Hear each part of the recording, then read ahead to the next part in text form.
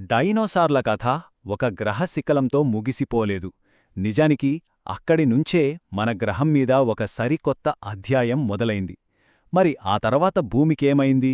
ఆ అద్భుతమైన కథ ఏంటో ఇప్పుడు తెలుసుకుందాం. సుమారు 6,60,00,000 సంవత్సరాల క్రితం, ఊహించుకోడానికే కష్టంగా ఉంది కదా, అప్పుడు చరిత్ర గతిని మార్చే ఒక సంఘటన జరిగింది. ఆకాశం నుంచి వచ్చిన ఒక పెను విపత్తు ఈ గ్రహం భవిష్యత్తును శాశ్వతంగా మార్చేసింది. ఈ సంఘటనను క్రెటేషియస్ పేలియోజీన్ విలుప్త సంఘటన అంటారు. పేరు కొంచెం కష్టంగా ఉన్నా దాని ప్రభావం మాత్రం చాలా సింపుల్. భూమిమీద ఉన్న మూడంతుల జీవరాశి మొత్తం తుడిచిపెట్టుకుపోయింది.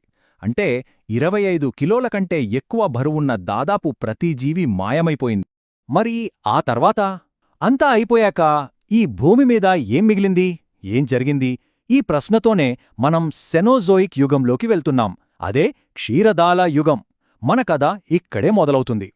సో ఫస్ట్ పాయింట్, డైనోసార్ల తర్వాత ఈ ప్రపంచం ఎలా ఉండేది? వాటి అంతం ఒక కొత్త యుగానికి దారితీసింది. అదే సెనోజోయిక్ యుగం. మనమిప్పుడు జీవిస్తున్న యుగం కూడా ఇదే. దాని కథ డైనోసార్ల బూడిద నుంచే పుట్టింది. ఈ టైంలైన్ మన ప్రయాణానికి ఒక రోడ్ మ్యాప్ లాంటిది. సెనోజోయిక్ యుగాన్ని మనం 3 భాగాలుగా చూడొచ్చు: పేలియోజీన్, నియోజీన్, ఇంకా క్వాటర్నరీ.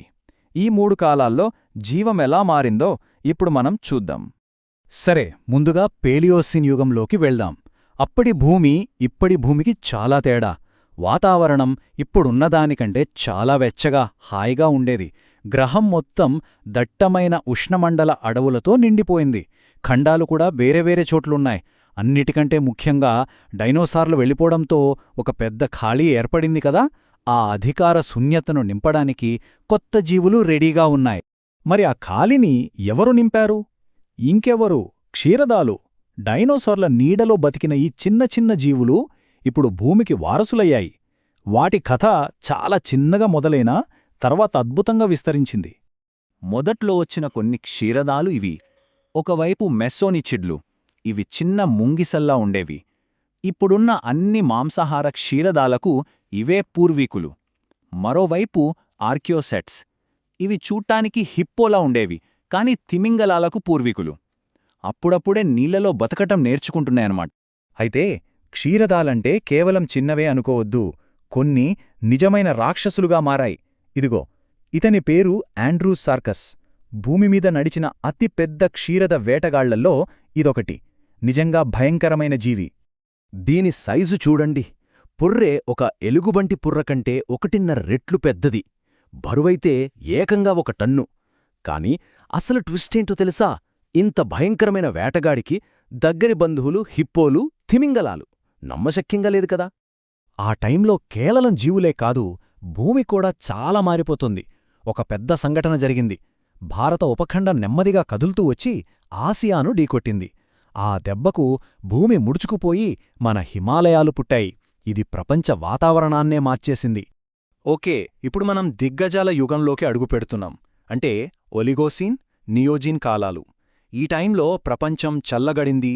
ఇంకా నిజమైన భారీ క్షీరదాలు పుట్టుకొచ్చాయి. ఈ టైంలో భూమి చల్లబడటం మొదలైంది. దానివల్ల పెద్ద మార్పు వచ్చింది. దట్టమైన అడవులు తగ్గిపోయి వాటి ప్లేస్లో పెద్ద గడ్డి మైదానాలొచ్చాయి. ఈ కొత్త వాతావరణంలో అడవుల్లో దాక్కోవడం కాదు, వేగంగా పరుగెత్తగల జంతువులకు డిమాండ్ పెరిగింది.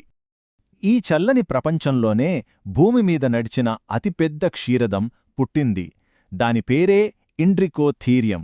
దీని సైజ్ అర్థం కావాలంటే బ్రాంటోసారస్ అనే పెద్ద డైనోసార్ కంటే ఇది బరువులో ఎక్కువ, దాదాపు 20 టన్నులు. ఈ చార్ట్ చూస్తే దీని ఎత్తు క్లియర్గా అర్థమవుతోంది.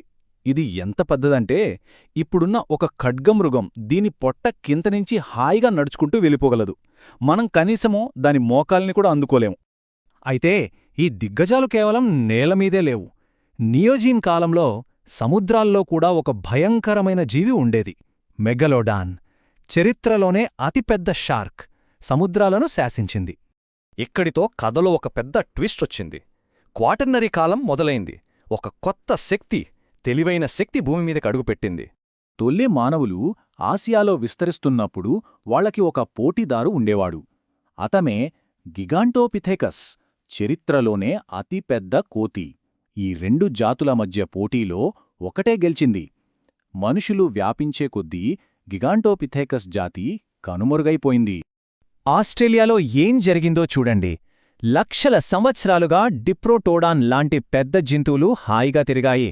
కాని 40,000 సంవత్సరాల క్రితం మనుషులు వచ్చారు. సరిగ్గా అదే టైంలో డిప్రోటోడాన్ అంతరించిపోయింది. ఇది కేవలం కాకతాళీయమా? ఇది నిజంగా కాకతాళీయమా? ప్రపంచం మొత్తం ఇదే జరిగింది. మనుషులు ఎక్కడ అడుగుపెడితే అక్కడ పెద్ద జంతువులు కనుమరుగయ్యాయి. మెగాథీరియం, డిప్రోటోడాన్, ఈ దిగ్గజాల అంతానికి మన పూర్వీకులే కారణమా? ఆలోచిస్తే కొంచెం కలవరంగానే ఉంటుంది. ఇప్పుడు ఈ కథను మన కాలానికి తీసుకొద్దాం.